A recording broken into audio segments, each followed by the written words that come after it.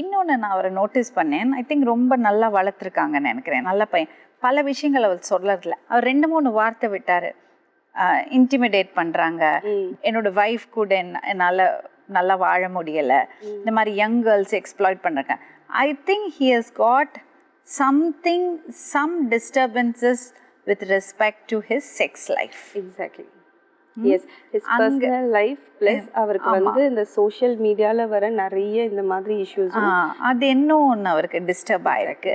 So அது அவருக்கு சொல்ல முடியலை, எங்கிட்டையும் அவங்க அம்மாட்டையும் சொல்ல முடியல. முதல்ல அவர் அம்மாவை வெளியே போக சொன்னப்போவே எனக்கு டவுட் இருந்தது. அவர் பேசும்போது 2-3 இடத்துல இப்படி எதுக்கு பண்ணுறாங்க கேட்டால், ஒய்ஃபை கூட்டிகிட்டு இல்லைன்னா கேர்ள் ஃப்ரெண்டை கூட்டிகிட்டு ஹோட்டல்ஸ்க்கு போகிறாங்க, இல்லைன்னா ஏதாவது வீட்டில் இருப்பாங்க.